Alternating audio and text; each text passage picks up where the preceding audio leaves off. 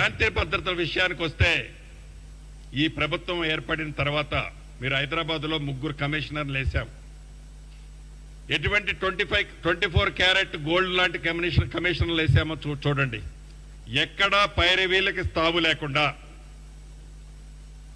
ఎక్కడా శాంతి భద్రతలకి ఇబ్బంది కలగకుండా ఉండే విధంగా A1 టీంని ఈ ప్రభుత్వం ఏర్పాటు చేయడం జరిగింది. స్టార్ట్ 6 ఒకసారి చూడండి.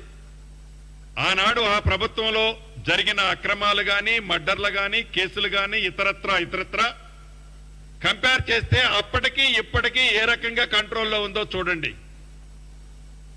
ఇది ఏదంటే వాళ్ళు కేవలం 8 నెలలకి పవర్ జారిపోయిందని 8 నెలల నుంచే జీర్ణించుకోకుండా తెల్లారి పొద్దు నుంచి గబక్కన ముఖ్యమంత్రి కావాలా, మంత్రులు కావాలనే తాపత్రయం తప్ప కనీసం ఒక 3 సంవత్సరాలు, 2 సంవత్సరాలు, 2.5 సంవత్సరాలు తర్వాత ఇప్పుడు వీళ్ళు పడే కుప్పిగంతలన్నీ అప్పుడు వేస్తే ప్రజలు గ్రహిస్తారు.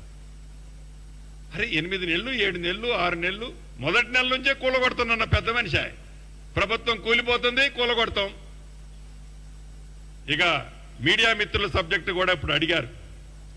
చాలా దురదృష్టకరం. ఆ శాఖ మంత్రిగా నేను ఈ రాష్ట్ర ప్రభుత్వం ఏదైతే నిన్న జరిగిన ఎపిసోడ్లో అటువంటిది నిజంగా జరిగి ఉంటే నిజంగా రాష్ట్ర ప్రభుత్వ పక్షాన, నా పక్షాన దానికి చాలా ప్రగాఢ సానుభూతిని కూడా తెలుపుతున్నాం. గౌరవ ముఖ్యమంత్రి గారు నేను మాట్లాడుకున్నాం.